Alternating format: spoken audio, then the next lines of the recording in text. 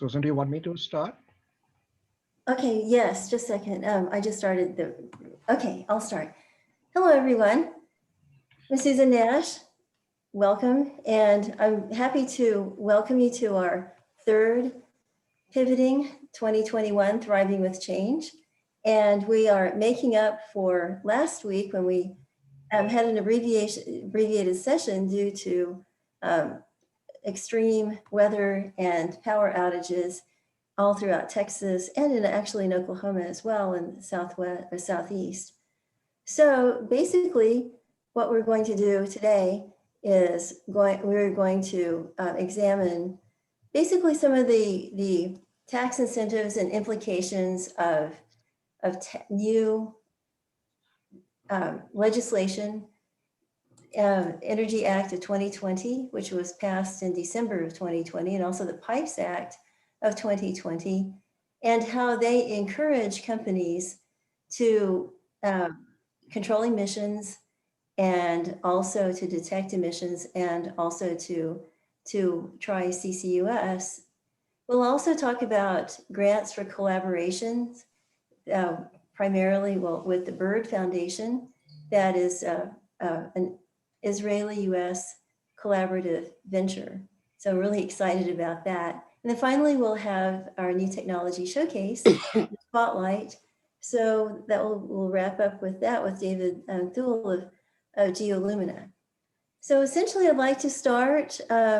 We'll start with our panel, who will go through things. We'll start with Tiraz Birdie.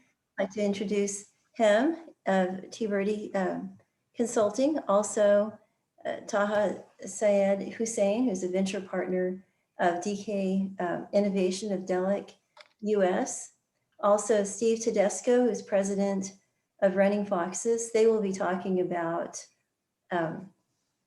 the methane detection and new tax incentives from the point of view of an operator and also from the point of view of a consultant or a management consultant. And then we'll go to the third and fourth or second and third parts of the program after that.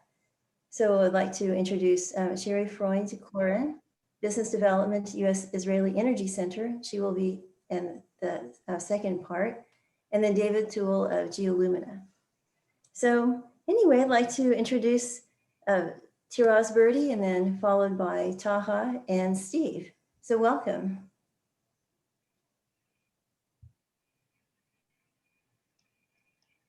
Tiraz, would you like to go ahead? Yes, sure. Okay. Do you want to? Okay. I'm trying to share my screen. Good. Let Great. me know if everybody. I see it. Perfect. Do you? Okay, great. All right. Well, I'll be talking about carbon sequestration credits, Susan. That's what I thought, the interest was for today. Absolutely. I'll talk initially about the federal credits, which are based more on a bulk quantity of CO2 sequestered, and also talk very briefly about a market-based system, which is more likely to be adopted by states and municipalities. So those are two different credit types that I'll be talking about. The federal credits for CCUS have been around for a long time, and then since 2018, February of 2018, they got expanded as part of the Futures Act that was signed. And the credits for CCUS fall under two categories. The first one is what they call dedicated geologic storage, which is permanent CO2 storage and saline aquifers. And the credits for sequestering CO2 essentially are $28. They were in 2008, and they get ramped up to $50 by 2026. And there are some requirements.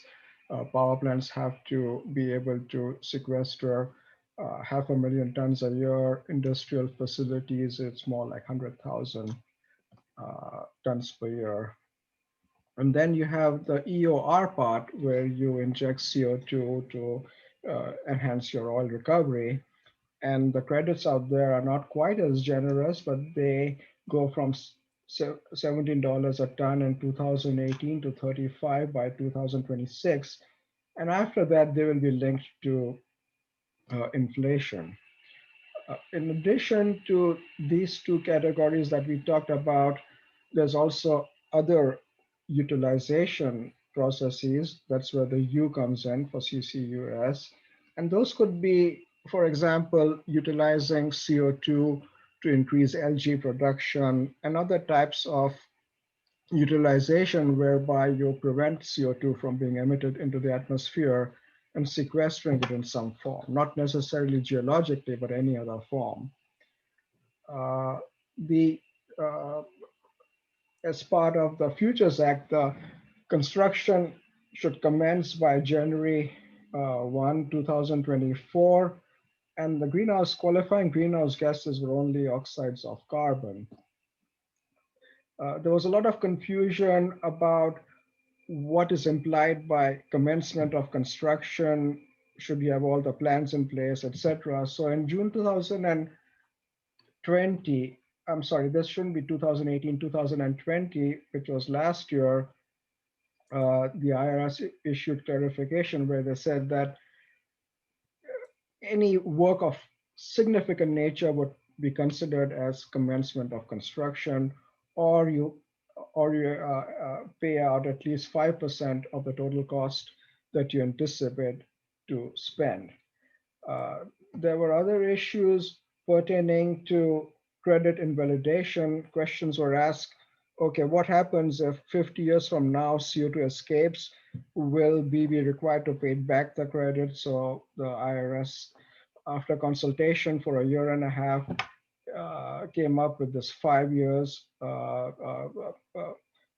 limitation, 5 years after which, after commencement of injection, the credits cannot be invalidated, even if the CO2 were to escape from the injection zone. There were other issues as to who can get the credits. This is a sticky point because a lot of facilities that can get those credits would not qualify because they don't have that much income to offset, to avail the credit. So they would have to go into the market with a big bank or someone to avail the credits, and then IRS issued some guidelines as to how that can be accomplished. Uh, just recently, last month, they came up with a further update and they extended the period of commencement of construction by 2 years to 2025. That was because a lot of folks said that, we just can't go ahead with the construction. You got to go through a 2-year, 3-year permitting period. And they additionally lowered the invalidation period to 3 years, which is really very great. So after 3 years, you're off the hook. Right now, there are two different bills in Congress. Both of them have been passed. One is in the Senate, and out there they are requesting that the deadline for commencement of construction be extended by an additional 5 years. And also, the owner of the facility should get a direct payment rather than trying to monetize the credit, which is quite difficult. You got to get a partner, you got to have arrangements and so forth. There's a similar bill which wants to extend the commencement period by 10 additional years. That's in the House. And both of them are requesting payments, direct payments. And both have been passed. And the hope is that it will be part of the COVID plan that's being considered right now. That's my understanding of it so far. So what you see over here is just an illustration where I've broken it up into two parts. The EOR part, what are the requirements in terms of permitting and what are the requirements in terms of monitoring and availing the credits. So in order to avail the credits, well, before I do that, let me back up, the EOR requires a class 2 permit, which is a permit that most of you may be familiar with. It's just an injection permit. It's very easy to acquire. It's associated with oil and gas production. You dispose of liquid waste, and you can use that for CO2 as well. And it just takes a few weeks to acquire. Subpart UU is just a EPA requirement whereby you register how much CO2 has been received and injected. And after that, you just go ahead and can avail the credit. The credit itself is just a one-page form that you provide with your tax returns. And then the saline storage, which is the one that requires an EPA Class 6 permit, it's quite an onerous permit to acquire. It takes at least 2 years. And as part of that, the requirement is what's called Subpart RR, which is essentially a monitoring plan that has to be approved by the EPA and has every year in order to be able to avail the credits. And so as part of the saline storage, you got to make sure that your CO2 is trapped into the subsurface. And what you're seeing over here is just an illustration of the different monitoring technologies that have to be acquired. It also includes remote sensing via satellite. There is a INSAR satellite that orbits the Earth every 24 days, and you take shots from that INSAR shots, and you convert them into land surface deformation, and that's the means by which you demonstrate to EPA how much pressure buildup has occurred due to your injection. And there's a whole different suite of monitoring requirements that are shown over here. You have to do surface detection. You got to go downhole, get samples in situ conditions. You got to have seismic profiles to be able to track where the CO2 has gone. So there's a big difference between getting credits for EOR and getting credits for saline storage. So let me now move on to another type of credits that's available. And in fact, it's much more attractive and lucrative than the federal credits that we have. And I lump that into a market-based system and use the example of California's low carbon fuel standard example. A credit system as an example. As we'll see in a minute, the credits out there are $200 a ton versus $50 a ton and $35 a ton for the Section 45Q credits.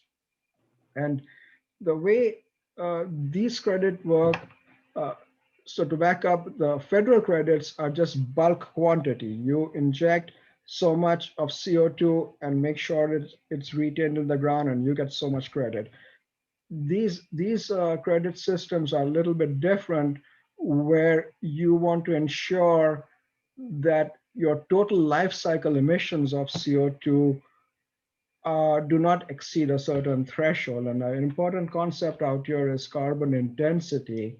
And what carbon intensity essentially refers to is how much CO2 has been emitted throughout the production and transportation life cycle per megajoule of energy that's delivered by the fuel. This particular credit system is for fuels and any type of fuel that's supplied to California.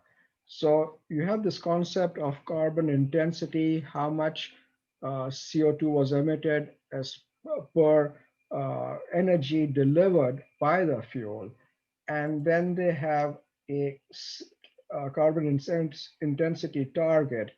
And if your fuel is less than the carbon intensity credit target, then you can avail the credits. And if it's more, then you cannot.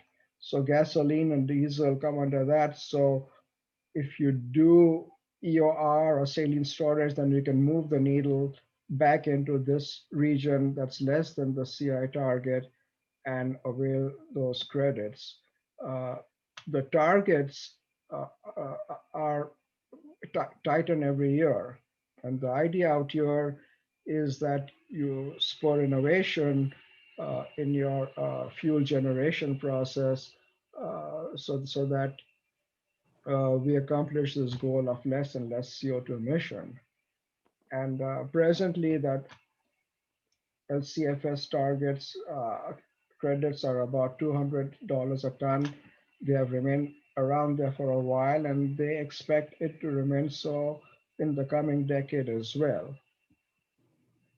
And uh, eligible LCF projects, in addition to oil and gas fields, are industrial plants like cement, ethanol, and so forth. The fuel does have to be supplied to California.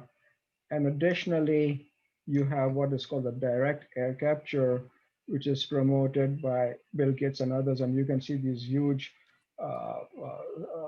air capture systems, and they can be anywhere in the world, and you don't need to supply fuel to California to avail those. What I'm showing you over here in this slide is a typical CI carbon intensity associated with a Kansas ethanol plant. And as you can see, in order to be able to establish the carbon intensity, you got to go through the whole life cycle. When you planted feedstock like corn, how much vegetation and trees did you destroy, and what was the consequence of that? If you're bringing in water for irrigation, then how much CO2 is associated with that, and then you come with the whole carbon intensity score and make sure that that's below that target, and then you can avail the credits. So just to give you an idea, at a typical ethanol plant, at $200 a ton credit, the LCFS credits that you a typical a typical ethanol plant can avail is about 40 cents a gallon. A typical plant uh, produces 50 million gallons a year, so they can get a credit of $20 million. We have two clients that are trying to basically avail these credits, and we are working on sequestration plans for them. Just to give you an idea, a 50 million gallon a year ethanol plant, they earn 10 cents per gallon as a mean profit. And so that comes to about 5 million gallons. So you can see just the California credits are 20 million, and a plant of this size emits 150,000 tons. So they'll get 7.5 million in the Section 45Q federal credits that can be stacked on top of this. So it's a very lucrative business for ethanol plants. And the reason that's the case is that their CO2 emissions are pure CO2, 99%. So they don't have any cost associated with capture and separation of CO2 from other gases. Just very briefly, and then I'll end. One of the features of the California plan, and by the way, Oregon has a similar plan like this. Washington is next in line, and several of the Western states and some provinces in Canada are also pursuing a similar model. But so these plans are not restricted to just CO2, but they can be other greenhouse gases such as methane and sulfur hexafluoride. And just to give you an idea of how these things work, the amount of greenhouse gas potential, there's a UN metric called global warming potential, and CO2 is a reference, and then other greenhouse gases are associated with that reference. So methane has 28, sulfur hexafluoride is 23,900, which means that each molecule of sulfur hexafluoride will have as much warming potential as one molecule of CO2. And the reason why you have such a large difference is associated with the molecular structure of it. and these molecules, the atoms in them vibrate, and that's how global warming actually does occur. Global warming occurs because these atoms, they vibrate, and the more the atoms, the more vibration you have, and consequently it blocks off the energy from escaping back into the atmosphere. And this is a final slide just to illustrate how some of the non-CO2 LCFS credits work. If you can convert biomass and the methane from that into compressed natural gas, which is being done in the US and globally, then the carbon intensity associated with this process is actually a negative 100. What that means is that the methane, which would have normally gone into the atmosphere, is captured now, and it's very favorable in that sense. Another fuel is electricity, and with the EV adoption that we are seeing right now, if your electricity plant is has an older transmission line and switch gears, then they use SF,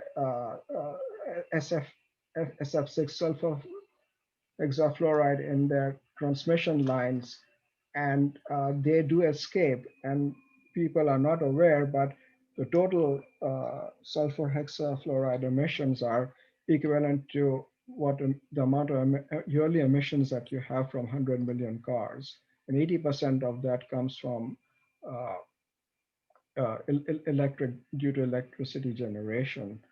So I'm just trying to expand the whole universe of global warming and credits potential, and not restricted to CO2. And it's very important because in production of oil and gas, there is methane emissions. And I did some back of the envelope calculation, and I was just surprised how much credits you can avail by sequestering methane. The reason being that it's 29 times more potent than CO2. So I'll just end with that. I hope I haven't taken up too much time, but be happy to take any questions. Well, that's great. And Susan, I'd did I like to do well on encourage, the time? that's good. I mean, I don't know if we have time for questions right now. We'll wait till the others and then have finished with this first part. But in the meantime, if people have questions, please put them in the chat box, and that will make it easier to address them. So thank you. That was wonderful. It was so informative. You really exceeded my expectations. That was great. Thank you. So our next speaker is Taha Hussain, and he's going to talk to us a little bit about perspectives from pipelines and global warming and the tax benefits. Great. Thank you, Susan. My name is Taha Hussain. I recently joined Delek US in the innovation team as a venture partner. We are a young venture arm of the Delek, which is a midstream operator here in the US. We have, just to give you an idea of how the Pipes Act of 2020 relates to us, because we have significant amount of pipelines and tanks and storage facilities, including retail stations and the refining piece, right? It's located here in Texas, Louisiana, and Arkansas. So anyway, I'll jump into it. Basically, when I look at this, I spend a significant amount of my time, dealing, my first encounter with the pipeline, PHMSA, and audits and all that was in Chevron pipeline. I worked for Chevron for 15 years before joining Delek. And, these rules definitely are designed to improve safety, reliability, and also now in this last few years, more environmentally conscious, as an industry, as a community. And I think looking at this, it's like a huge undertaking, 2.8 million miles of gas and hazardous liquid that's been overseen by PHMSA. And if you think about it, right, it's This act basically is kind of you know mandating PHMSA or putting out a directive to improve some of the timelines because the last one that came out was in 2016, where certain things were directed towards operators to do improve their processes and come up with integrity management programs and emergency response programs to monitor leaks and try to prevent them if possible. So if you, I kind of summarize this one on this one slide. Hopefully you guys can see it okay. So I mean, if you see generally they're trying to increase, a 20% more inspections, and then there is the NTSB integrity management and emergency response plans, including safeguards, pressure controls, which is a new area that they want to look at, mostly at the detection side of things, right? It wasn't really mandated before. Now they want to make sure that an operator has a proper leak detection, not only just a program, but they are reporting out on a consistent basis.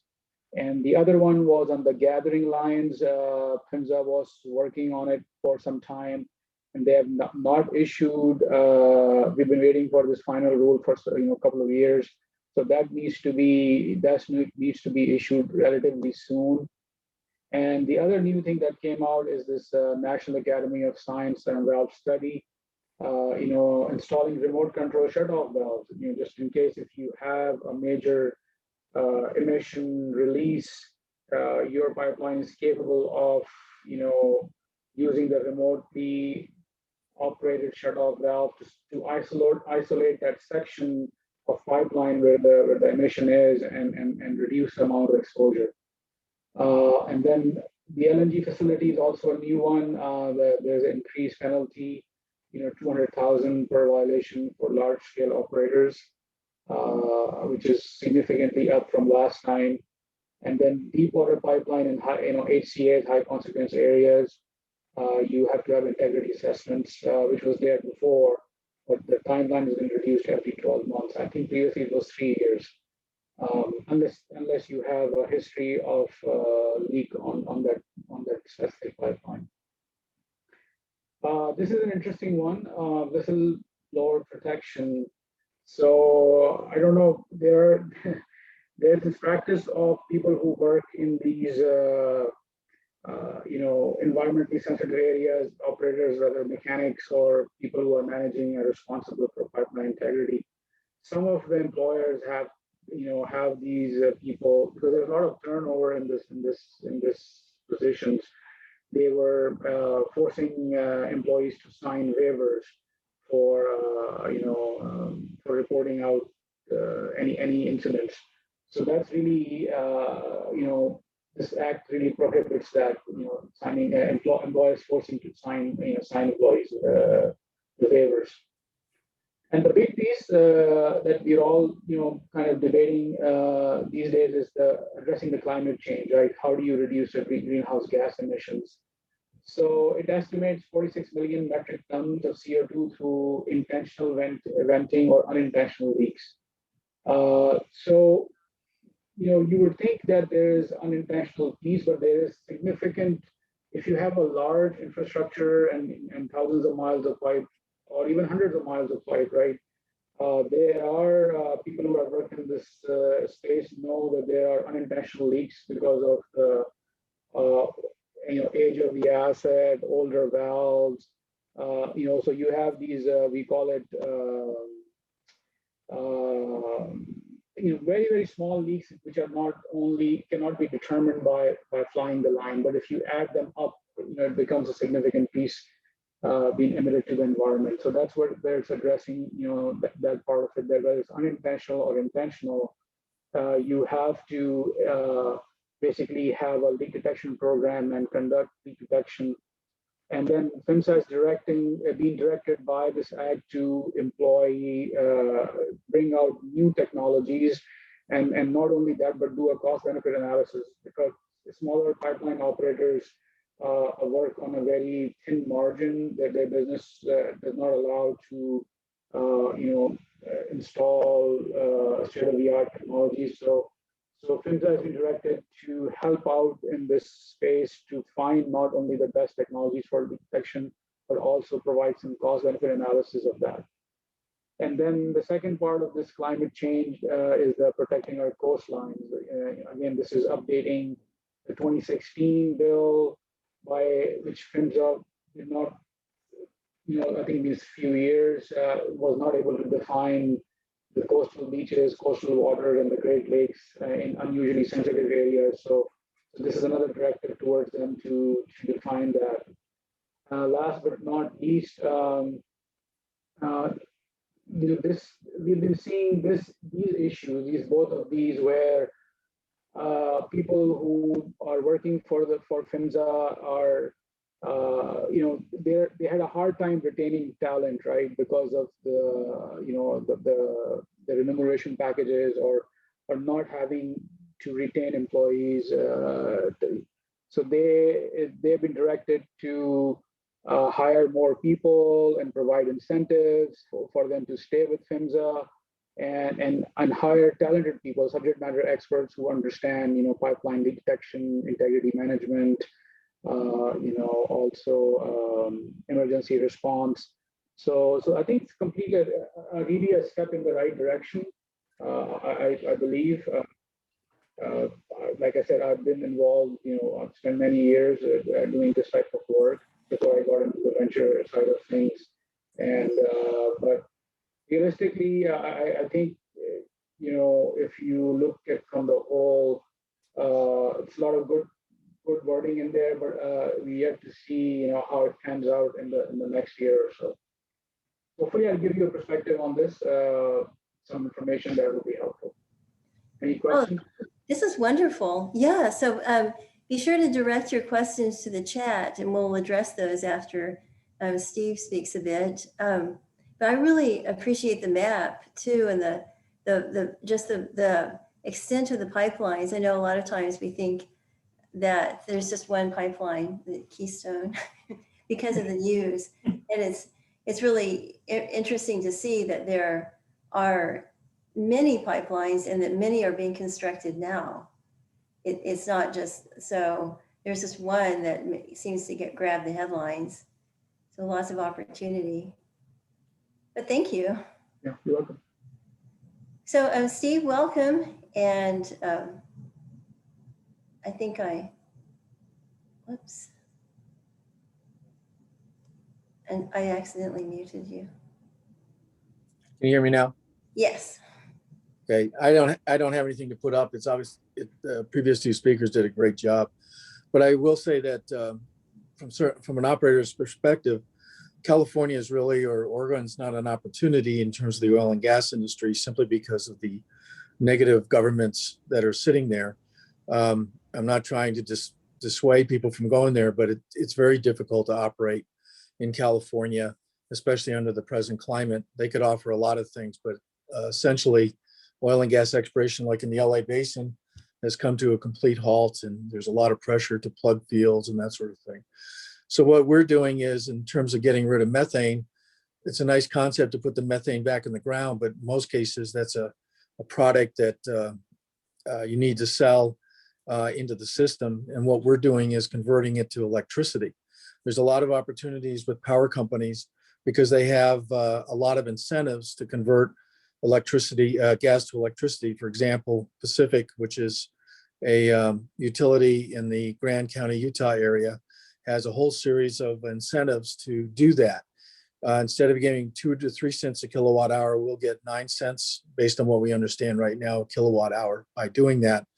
And then taking the CO2 that comes off of that, and obviously rather than venting it, putting it into the ground, and based on us moving 2 to 3 million cubic feet a day in terms of converting that to electricity, we would get a couple $1 million a year in tax credits. If we put it into the ground to enhance oil production, it'd be more like 3 to 3.5 million into the ground if we just put it back into the ground and forgot about it. So there's a lot of niche opportunities for an independent if they look at it in different ways. Just getting the tax credit, it can be difficult. You need so many tons a year.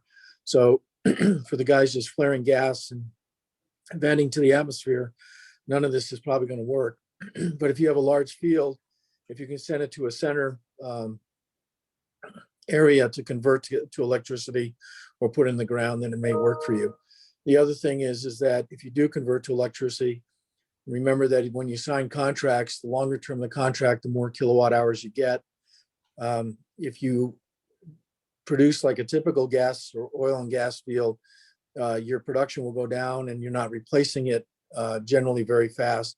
What we do is hold back pressure and hold back production. So if we start with $2 to $3 million today, 2 to 3 million cubic feet a day, in 10 years, we have 2 to 3 million cubic feet a day. So that way the contract will be fully supported. We also sit next to pipelines, usually where we could sell excess gas into or pull gas off of if we can make a deal with the pipeline company. So there's a variety of ways to skin this cat, as they say, and the operator has to be very proactive in trying to figure out how to get rid of both the methane and the CO2.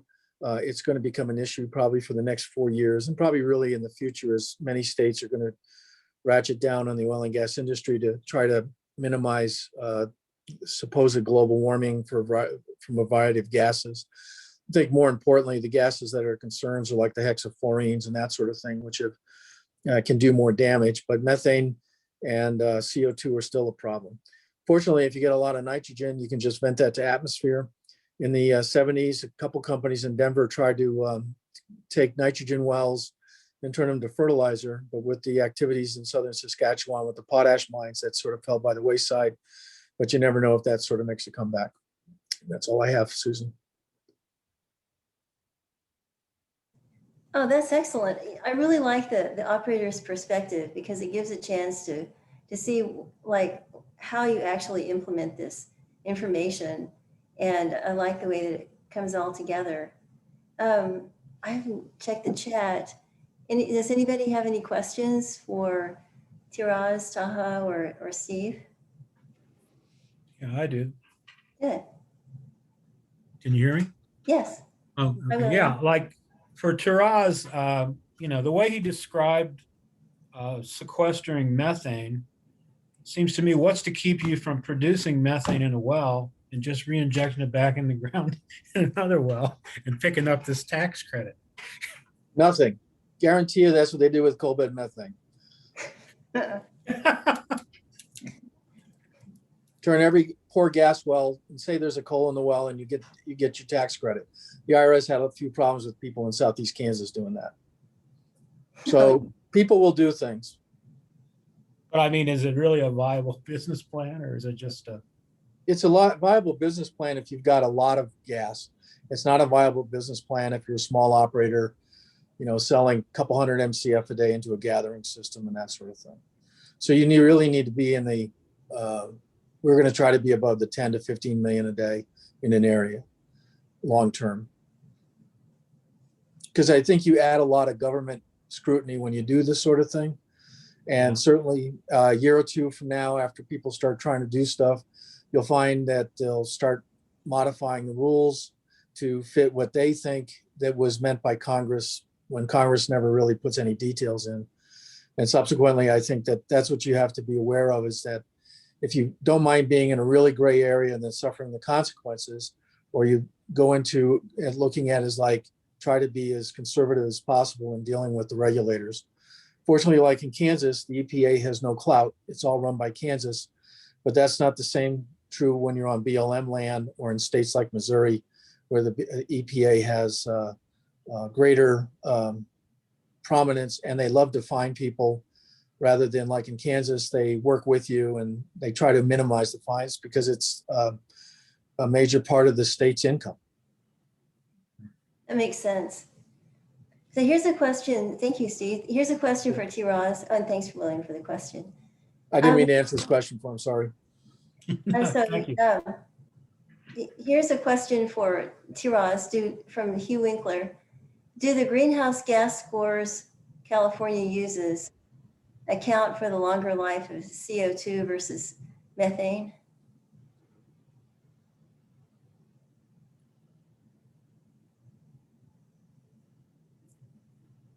Tiraz, you're muted. Yeah, I'm sorry, I was on mute.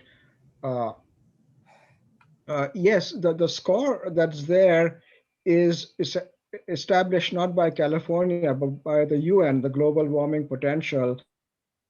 And yes, they do account for the mean time that these different greenhouse gases remain in the atmosphere.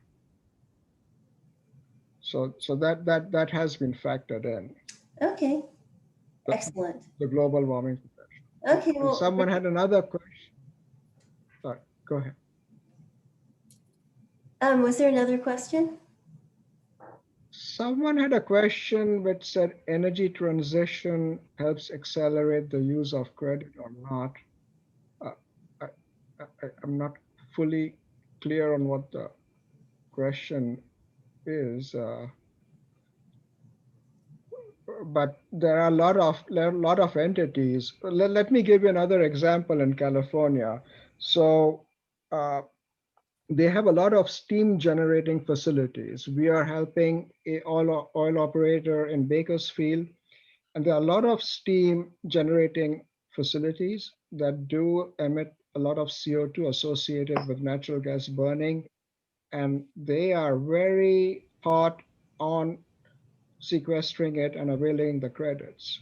I mean, very, uh, very optimistic. We've had conversations with the California Air Resource Board, which regulates CO2 sequestration there, and gotten the okay from them to proceed.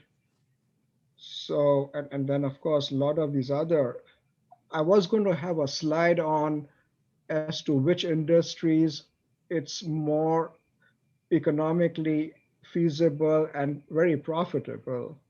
Uh, the one that I gave you the example, an ethanol plant in Kansas, if it is on the railroad that provides fuel to California, they will get $250 per ton in credits, and this is real. This is something that brings to mind the saying that what is it, that fiction, reality is more unbelievable than fiction. I forget the exact quote right now, but this is something.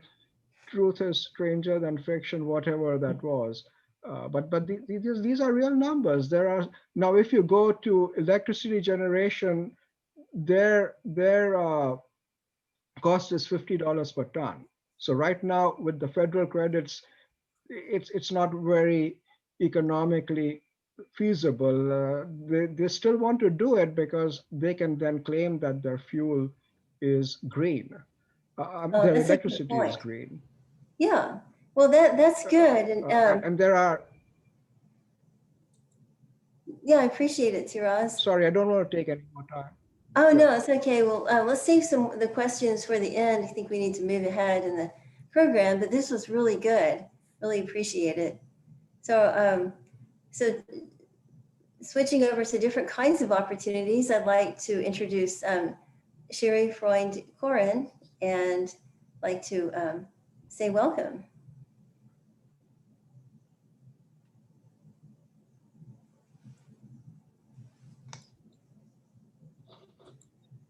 Hello. Hi. Can you see my screen? Yes, perfect. Great. Oh, just a second. Sorry.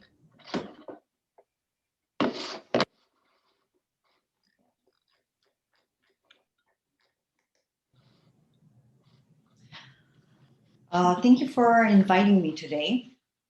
I came here to tell you about non-dilutive funding opportunities and potential partnerships with Israeli innovative companies.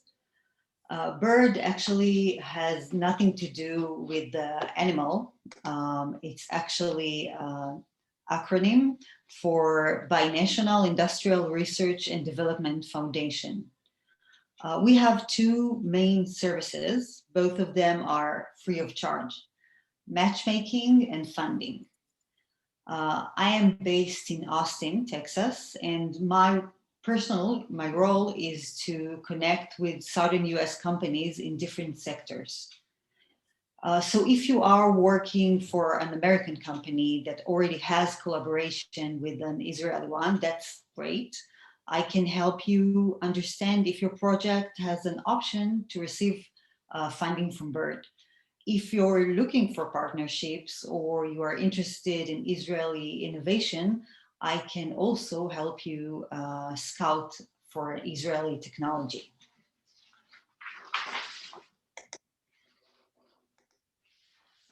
So the BIRD Foundation was established by the two governments in 1977 with the goal of promoting innovation collaboration between US and Israeli companies by funding joint R&D projects.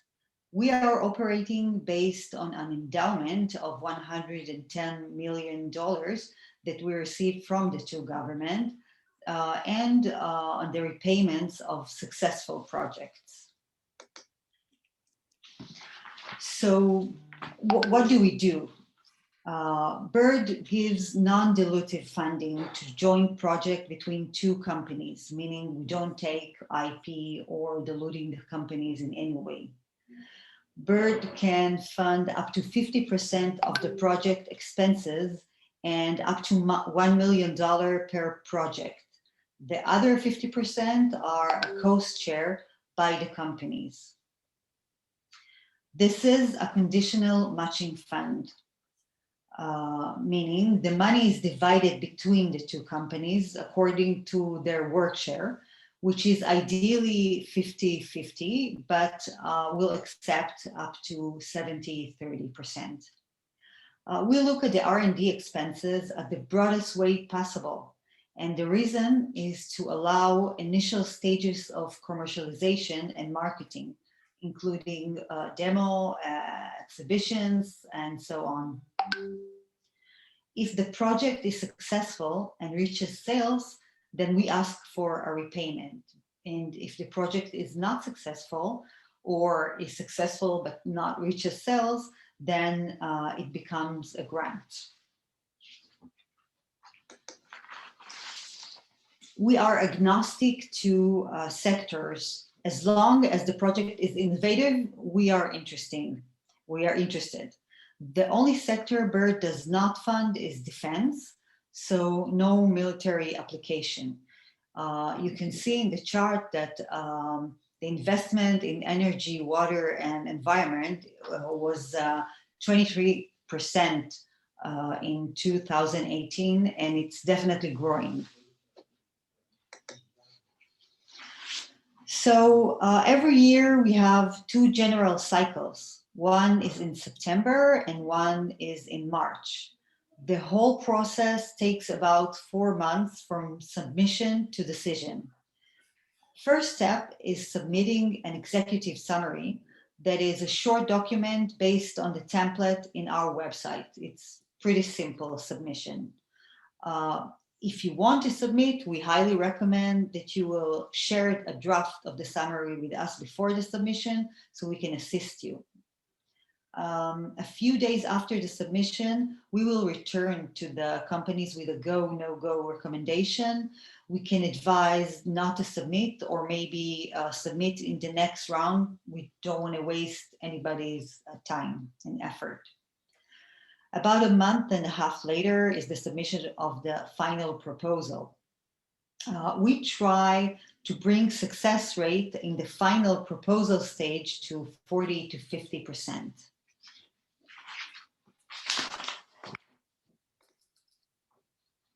So the review process of choosing the winning proposal is done by Israeli reviewers from the Israeli Chief Scientists and Innovation Authority and an anonymous American reviewer from NIST.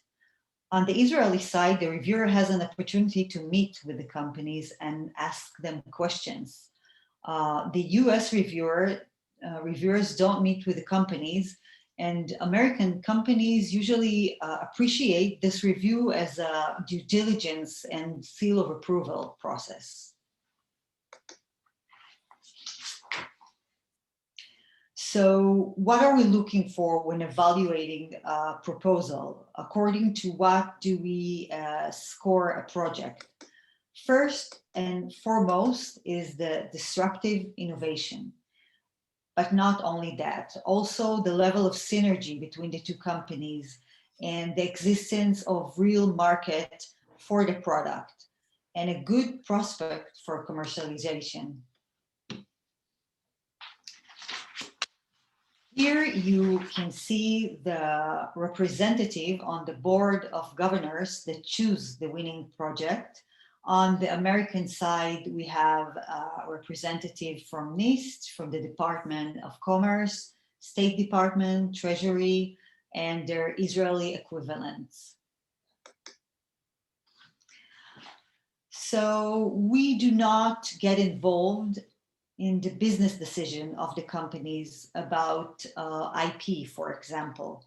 But once the project is awarded, we ask to present us with a signed agreement between the two companies that includes a paragraph discussing the repayments to Bird. The additional agreement needs to be signed with us. And also, if anybody is interested in looking into how this kind of agreement look like, it's in our website. The template for this agreement is in our website.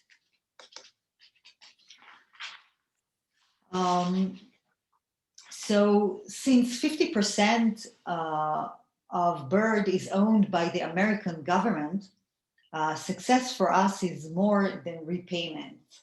Job creation, capital raised, mergers and acquisition, export to other countries, all of those are definitely success in Bird's eyes. So Bird has two additional programs. One is Bird Energy. Each one of the programs has their own cycle.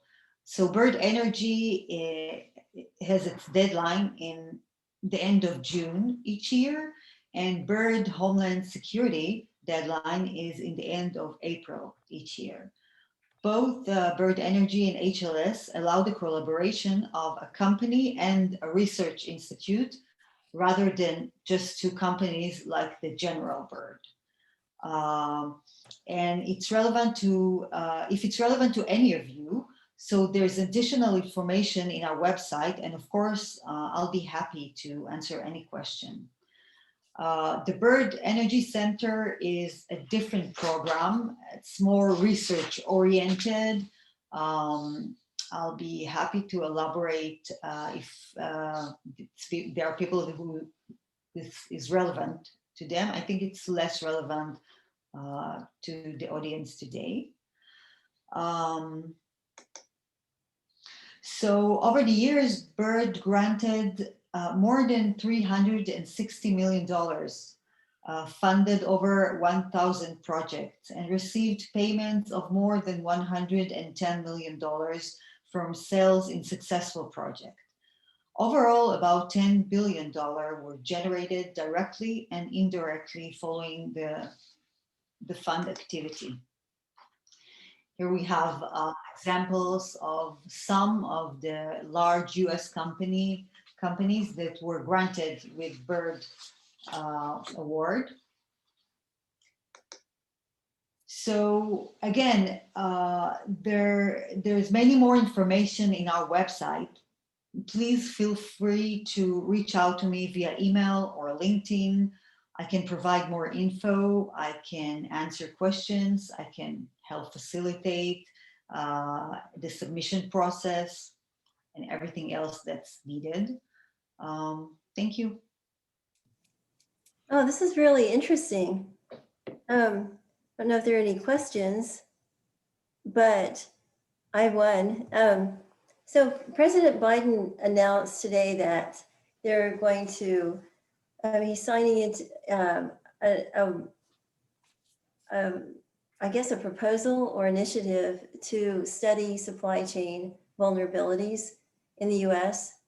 And one of them has to do with critical minerals, another is battery technology, another semiconductors, and I think the other is pharmaceuticals. And I think that's really interesting. And I also started thinking about supply chain for energy, influenced, of course, by the recent events. But I wonder, are there any, is there any interest in technologies, new technologies that can automatically or quickly assist with supply chain issues and increase efficiency, especially like energy supply chain? Definitely. This is everything that is very up to date is very interesting now, and it includes exactly supply chains technologies, as well as from a different sector, for example, health IT. And I guess all of these became relevant these days.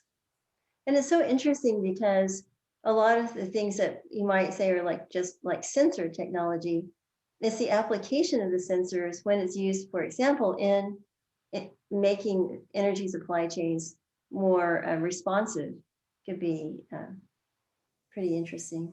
Definitely, we'll be happy to to hear about technologies that being developed on this area. Okay, cool.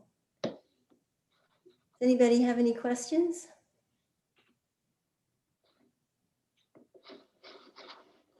Well, we have Shiri's contact information, so please go ahead and contact her directly with any questions. And I encourage everyone to take a look at the website and also the template and all the materials.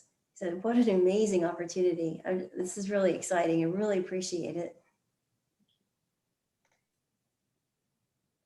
So our next presenter is David Thul from Geolumina, and welcome. Thanks, Susan. I appreciate the opportunity to be here. And Shiri, I am also in Austin, Texas, so we should get together sometime. The program that you represent sounds amazing. And also, I'm going to make one note on this whole emissions and burying CO2 in the ground as a business opportunity. I think if you're smart, you will rebrand yourself as a green energy company and not as an oil company, and you will probably face significantly less scrutiny in the gray areas of the project. So branding and marketing are really critical during this, whatever the prevailing attitudes are. And so don't lose sight. Like, I know a lot of us are technical workers, so don't lose sight of branding and its importance, even though you're a subsurface worker solving important problems or doing that sort of thing. So thanks. That's my soapbox for the day, I guess. So let me share my screen and get into what me and my company are working on. So like Susan said, my company is called Geolumina. And we create image-based AI with geologic insight. Yes. And somebody's got a microphone on. I don't know who. So we're getting a little extra sound, but that's okay. And really what we're doing and what we challenge ourselves to do is think about the way geologists do work and how we can change and impact that flow and everything that goes on in the subsurface. Because the reality is that extractive industries are here to stay, and they play a critical role at the birth of anything, renewable technology, green technology. They can't really exist without the extractive industries as a whole, and geoscience is really at the core of those. So our company was founded by 3 people, myself, Callie Blevins is the co-founder, chief technical officer, and the lead programmer, and Steve Hermiston, who is a longtime geoscientist and a real tip of the spear explorationist. He's been on the ground in 70 different countries doing geoscience. And a lot of that experience really informed what we're working on. So as a team, we've raised a lot of capital, deployed a lot of capital, worked on explorations and acquisitions all around the world. And as consultants and partners with super majors and all the private equity companies that were major players, maybe some of them won't resurface in energy, but who knows? And we really hung up on a lot of the things that were painful, a lot of the stuff that was difficult in our process. And so that's what we really set out to solve. What we do is we create computer vision, or we use computer vision to create image-based tools for business, in this case, geoscience business within the oil and gas industry, but it could be carbon capture, or it could be mining as well. And this is a little bit, might seem foreign to geoscientists, but it's probably more familiar to you than you might imagine, because computer vision is the same thing that allows autonomous cars or self-driving cars to operate. So the principle is that you train the computer to understand objects within the image, and then the computer program can make decisions and undertake tasks. So, it recognizes what cars are, what people are, and what traffic lights are. And we basically do the same thing to aid in geoscience work. And this is just one example, because it's easy to pull out features on this seafloor map of the Gulf of Mexico, but we can use any image and pull out things that geologists look for. It doesn't matter if it's a cross-section or an isopac map or a core photo. We've worked with all of those. So you have an overall geologic image, and within it there are things of interest that need to be identified. And after the identification, you can push that area into another workflow, right? You could quantify how big it is, its location in the world, other attributes of it. The possibilities are really endless. And our inspiration for this came from Callie working with image recognition apps in birds. And she showed me this particular example, and I remember it just clear as day, because this is a picture of a quail, and although it's a beautiful picture of a quail, it's even as a human, it's not super easy to see the bird and identify it. But the machine learning model she built is 100% certain it's a quail. There's no doubt in the computer's program that that's right. And this blew me away, because I thought, damn it, isn't that just what geoscientists do? We create and look at complicated images in order to identify features and make informed decisions. So we set out to prototype this just on a very simple basis. So we created a depositional environment classifier. So if you put in an isopac map that you've made, it outputs some sort of probabilistic classification about that environment, and lets you explore more information about that area. And this in itself isn't a super useful tool, or it might be, depending on what your experience is in an area or what you've been working on. But it really was a way to prove that we can identify geologic concepts with computer vision. And so this idea really resonated among a number of groups, and our company ended up last year in the 6 Lab energy incubator. And the goal of that program is basically a supportive environment here in Austin for companies to incubate new approaches to exploration tasks. So that one was particularly exploration focused. And we built a number of little apps that do interesting geologic tasks and augment the ability of the geoscience interpreter. And so we're working now on a POC, rolling those apps out into Shell so they can use them amongst their geoscience teams. And they've also asked us to stick around and incubate more specific apps.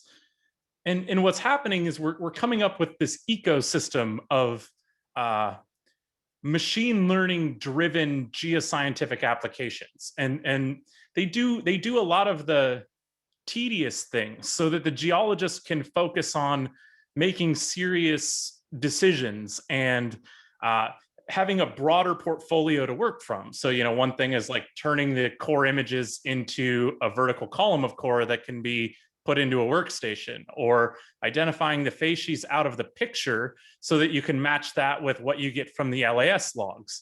And none of them are 100% solution, but they move you far enough down the road that you can think about the decisions and the implications and what else needs to get done to make well-informed choices in exploration or production, whatever it might be.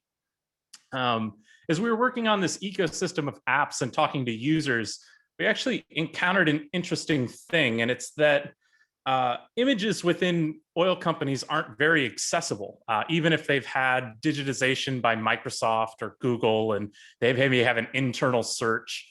It's hard to find them. And I think anyone that's a geoscientist in this meeting, and I know there are a number of them, probably have like a drive full of PowerPoint files where all of their maps are living.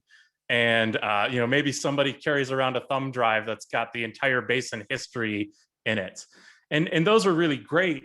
But they don't make actionable, usable images that you can really feed into the program. So we wanted to solve this with another application. And basically we decided, well, why don't we troll through all of the network drive and pull out all of the geologic images that exist inside of PowerPoints and inside of PDFs, and let's put them in a data structure.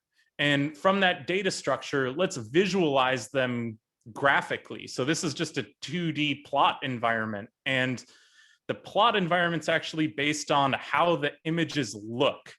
So in the middle here are all of the seismic cross sections. And over here are all of the maps. Up here are thin sections. And over here are outcrop photos. These are gas chromatograph plots, gas chromatograms. You've got subsurface cross sections, and you can filter and manipulate. So if I only want to look at my work in the DJ, maybe I'll look only in that basin or a country or something. And what really drove us to this visual way to search rather than looking for words or typing in Brazil cross section is we found that, like, if I do that inside a mega oil company, a lot of times I only get like a few dozen relevant images and the rest of it is just noise. And that has to do with how digitization happens at large companies. And a lot of people think like, I don't know, can I use this? And so I always try to bring up, like, have you ever tried to make a PowerPoint or a presentation about a prospect and you made a map and you know what it looks like in your mind, but for the life of you, you cannot discover it on your drive? Like, I've done that all the time. But by exploring them in a visual space, you can very quickly hone in on what the item is. So we're trying to innovate how it is that the geoscientists work. Like, you're never going to remove the core of the workstation or the creation of cross sections or the selection of tops. But what we can do is build on how we access that information after we've created it and how we put the most important things in front of a geoscientist. And those are the type of challenges we're working on.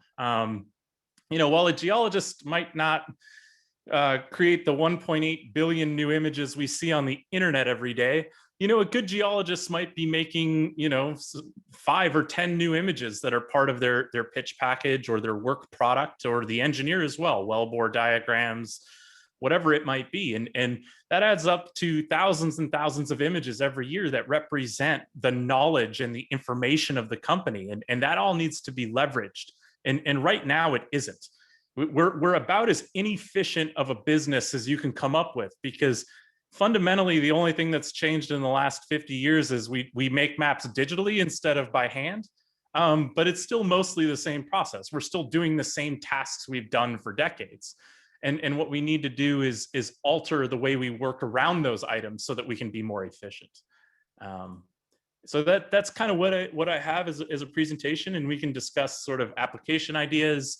We're always looking for a different test case or something that somebody wants to do. We've worked with graphs and cross plots and identifying trends and picking core and picking tops and doing whatever it is you want to do.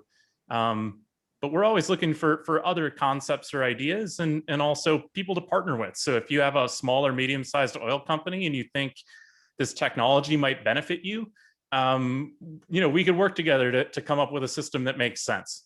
So that's what I have today, and thanks for your attention. That's wonderful.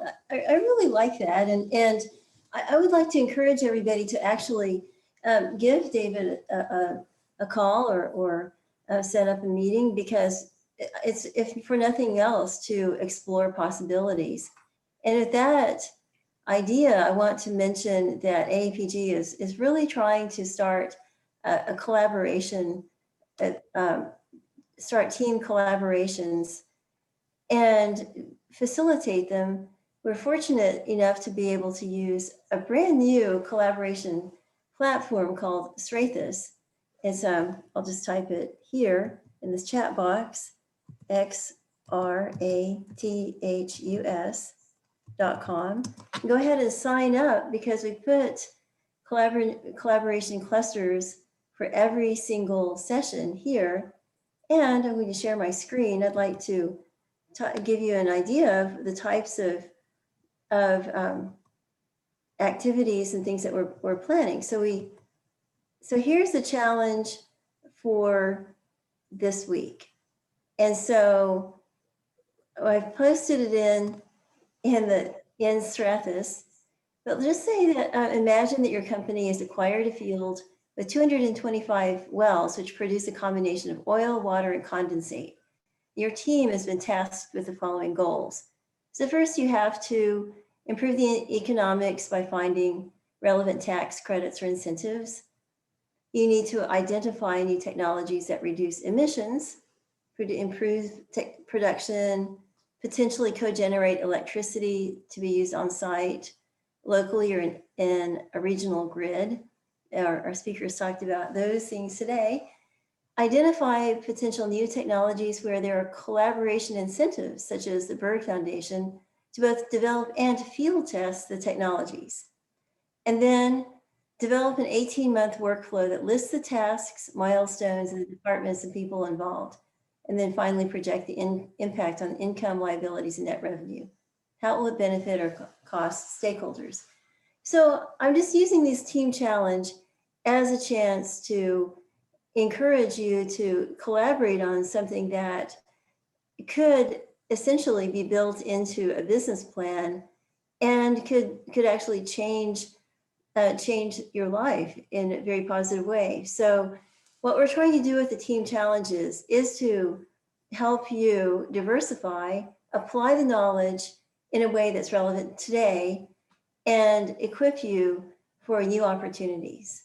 So I just welcome any suggestions. This is new for us, and we're really planning to build this so that eventually we have team challenges that are going on, and we also have companies that look at the finished product. And this is a kind of an outgrowth of our Imperial Barrel Award that was for students, but this, and it got to the point where employers were just thrilled to meet with people who had been through that program. So we were wanting to do this for across the board for new applications. So that's one of the things we have cooking at AAPG.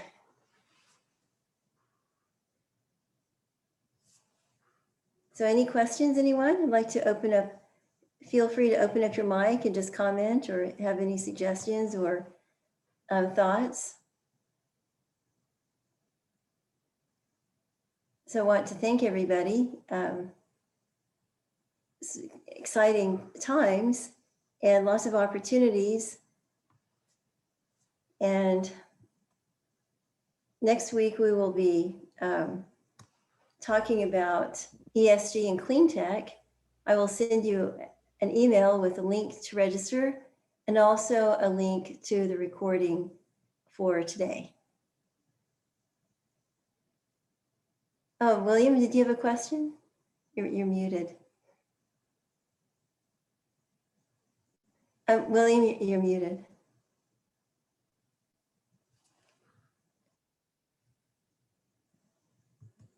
Well, anyway. So anyway, well, thank you, everyone. It was a great to have you here. Really appreciate it. And we'll see you next time. Oh, William, oh, you unmuted. Okay. Go ahead. Yeah. Were there any provisions in the Energy Act 2000 for carbon offsets as opposed to carbon sequestration? So let's say you put on a geothermal power plant and it offsets XDX CO2 that's produced from a gas-fired plant or a coal-fired plant. Does that have any? That's an excellent question. Tiraz, can you answer that one? Yes. So in my slide, the third item was utilization. And the example that I gave was for using CO2 to create algae, for example. And so in broad terms, they do state that if you can demonstrate that utilizing your technology prevents CO2 from being emitted into the atmosphere, then you can get credits. I don't know specifically if it's for the application that the gentleman is talking about, geothermal, I heard. But yes, there is that provision. I would be happy to find out if it's more restricted. But the way I read it is that if you can demonstrate that it's permanently sequestered, then yes, you can get those credits. And those credits were on that slide, the first slide that I presented. So it's not just for sequestration. It's CCUS, carbon capture, utilization, and storage. Oh, So that's it was $28 in 2018 and it's $50 in 2026. That's right. And that's per what? Per ton of carbon? Per or something? ton. Per Yes. ton of carbons, carbon or Yes, carbon, bulk CO2? tar. Okay, CO2, yeah. yeah, all right, well, great, thank you very much. Uh-huh. This is great. I want to thank you everyone for the nice comments in the chat too. I'm so glad that this is useful and informative for everyone, and we'll continue to do this. So if there are no other questions, just want to thank everyone. I'll be in touch and see you next week. Thank you. Thank you.